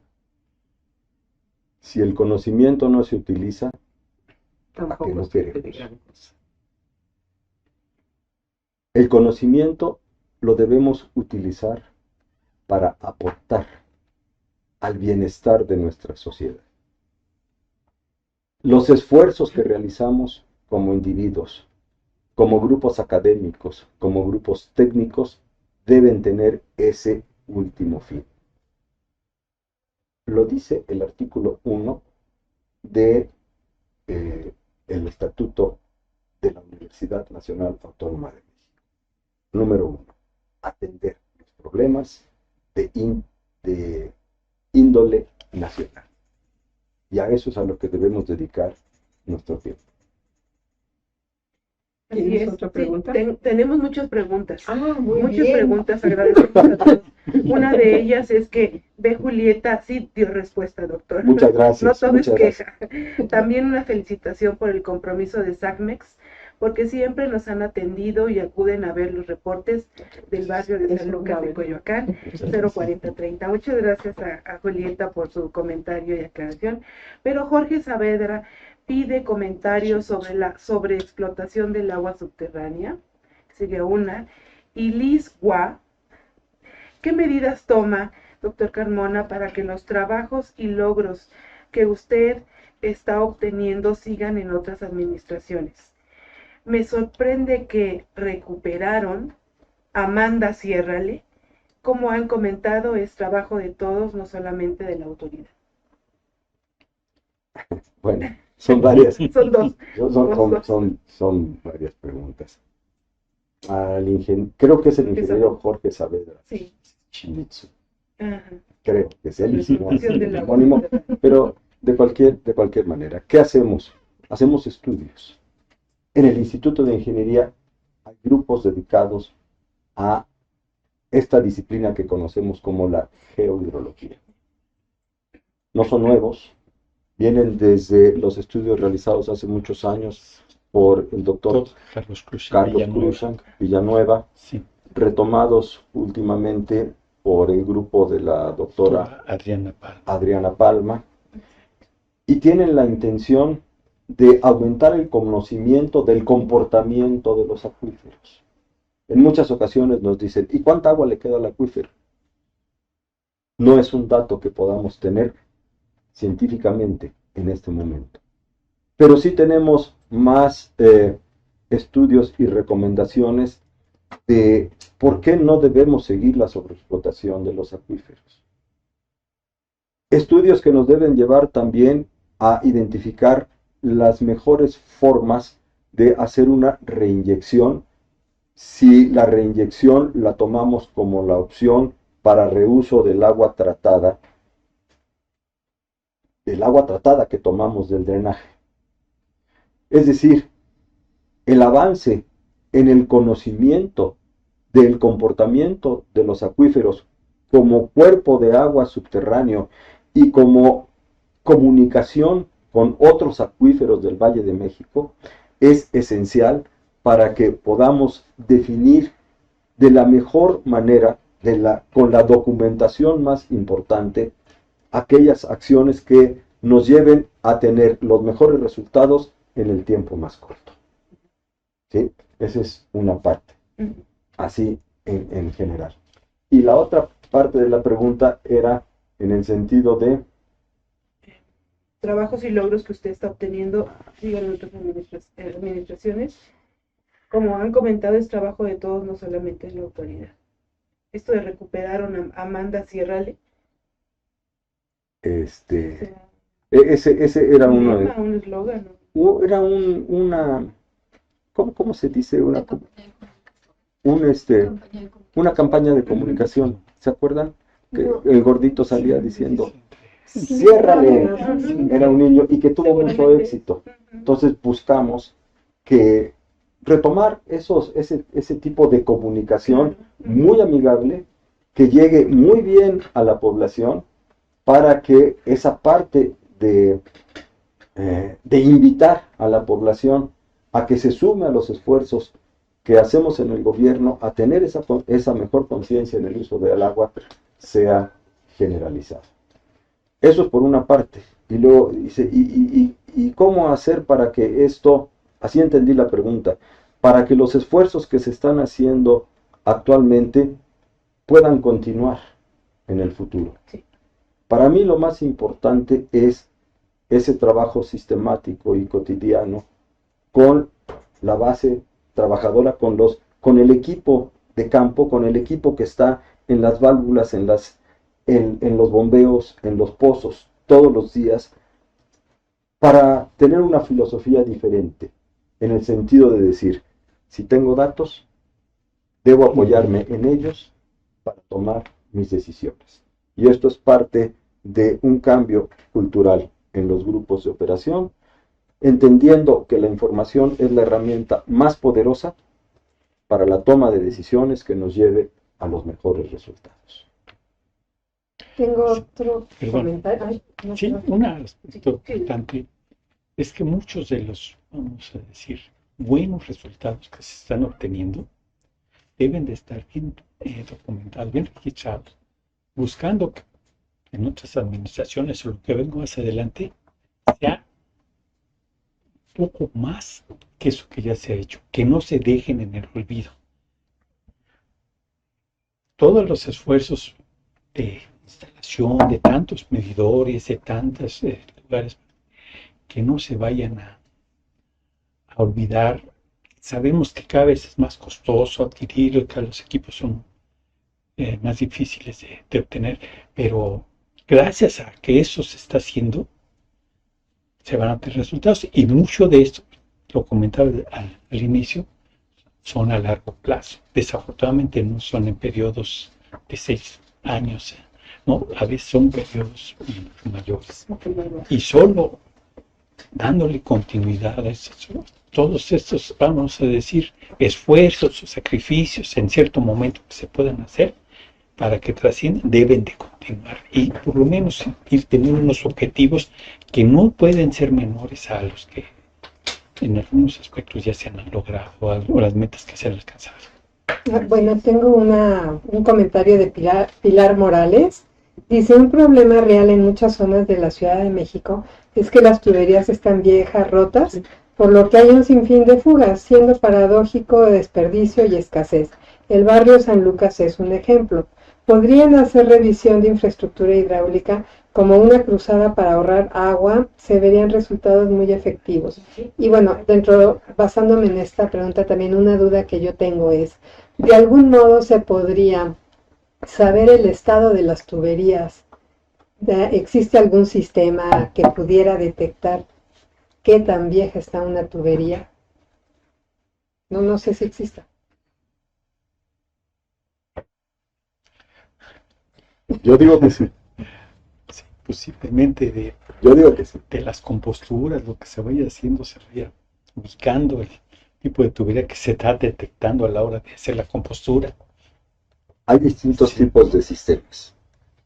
Muchas veces lo que buscamos es que no sean intrusivos, así como lo dicen los médicos, a ver, mejor por fuerita y no por dentro, ¿no?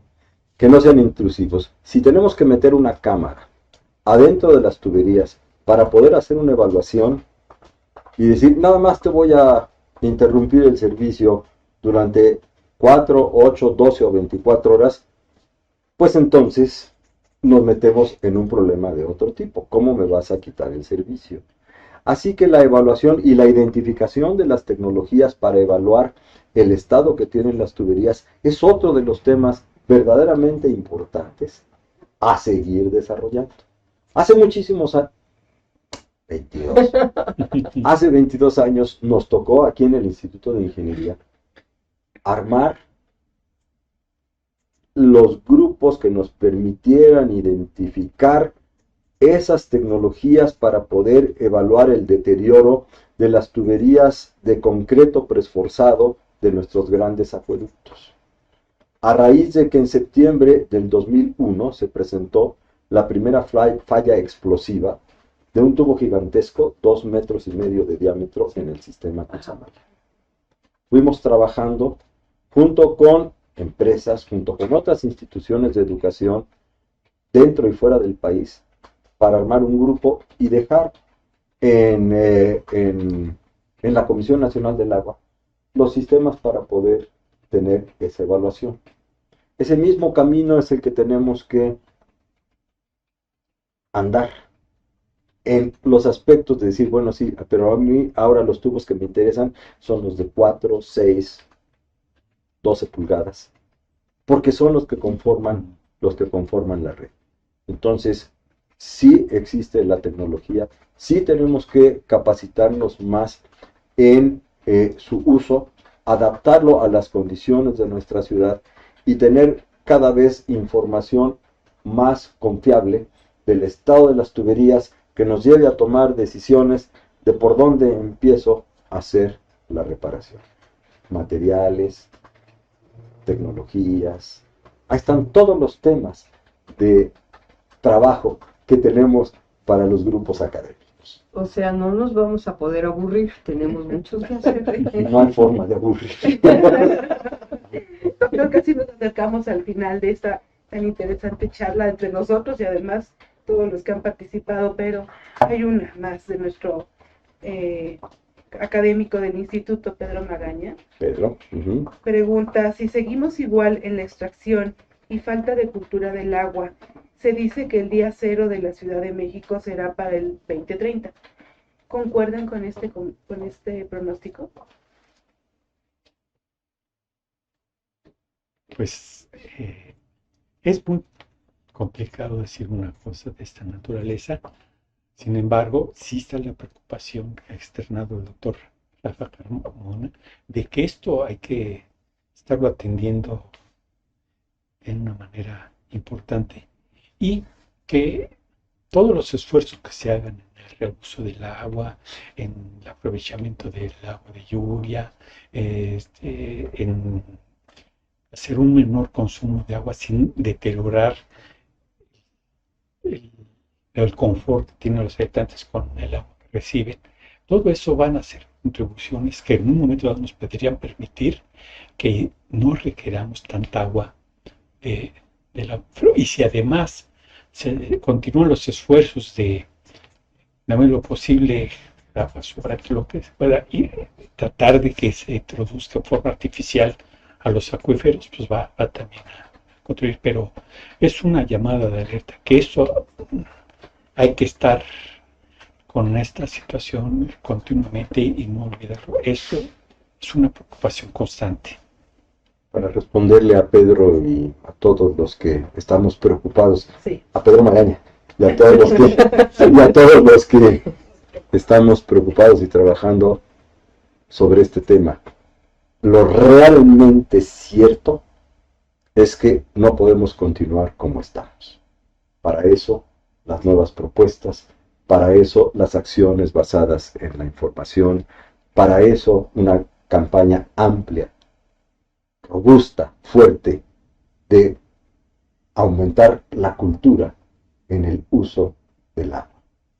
Para eso, repetir todos los días, intensamente, nos toca a todos definir el futuro de nuestra ciudad a través del uso correcto del agua que tenemos y que tendremos disponible. Bien, a ver, otra frase de discusión. Bueno, no, ya no, porque si no, No nos vamos. te van a decir que vayas a dormir a tu casa, no en la universidad, como cuando eras estudiante. Yo creo que tienes razón, no podemos seguir trabajando ni te podemos seguir viviendo como estamos haciéndolo ahorita. Sin embargo, el aprendizaje se basa en un conocimiento histórico y yo creo que las estadísticas son la parte más fascinante de la historia. Entonces, tenemos que ver el camino para que lo que hemos visto que se hizo mal, lo que hemos visto que se hizo bien, lo podamos aprovechar para el aprendizaje del presente y poder construir el futuro. Es decir, yo coincido en que tenemos que hacer las cosas de una manera diferente. Para eso tenemos que saber qué hicimos para que sea diferente. Espero también que estén en desacuerdo para seguir trabajando, platicando de esto. No sé qué piense, doctor Fuentes, de esto. Desde luego, hay que tener muy en cuenta todos aquellos esfuerzos, actividades que han sido exitosas, no dejarlas. Y otras que a lo mejor no han dado los resultados que uno podría haber esperado, pensar que ahí donde debemos insistir, recalcar, enfocarnos a tener mejores resultados. Desde luego, está muy abierto todavía, que hay muchas cosas nuevas por conseguir, por hacer. Estas costumbres que se han tenido, pues se han ayudado en muchos aspectos, pero el tamaño del, no problema, sino el reto de tener una mayor cantidad de agua distribuida entre los habitantes debe merecernos una dedicación mayor. Muchísimas gracias. Yo estoy encantada de veras, estoy exultante de que hayan aceptado venir a discutir este tema. Ya vimos que la respuesta de la sociedad es muy importante porque estamos alertas, todos los comunes mortales, etcétera, estamos alertas al problema del agua y si están empezando a preguntar es porque sabemos que hay algo que podemos hacer como persona civil, como persona privada. Entonces, voy a pedirle a Vero que tú diles gracias y por dónde salgan. No, quiero agradecer, por supuesto, al doctor Oscar Fuentes, a Rafael Carmona, que nos hicieron favor de acompañar en esta plática tan interesante, pero también quiero agradecerle a Rocío, a Eli, a Zulia y a Guille por su apoyo en este coloquio científico. Y bueno, un pequeño presente de parte del instituto. Muchas gracias. Muchas gracias. Muchas gracias. Por último, hay más preguntas que les vamos a hacer llegar. Por favor. A todos los que nos están haciendo llegar sus comentarios y sus sugerencias y preguntas, por supuesto. Bueno, Se las haremos llegar. muchas gracias. Sí. Mi última reflexión. La historia también nos ha enseñado a que en los momentos más difíciles es cuando se generan las mejores oportunidades de cambio. Sí, eso me gusta. Muchísimas gracias, doctor. Muchas gracias. Sí. Muchísimas gracias.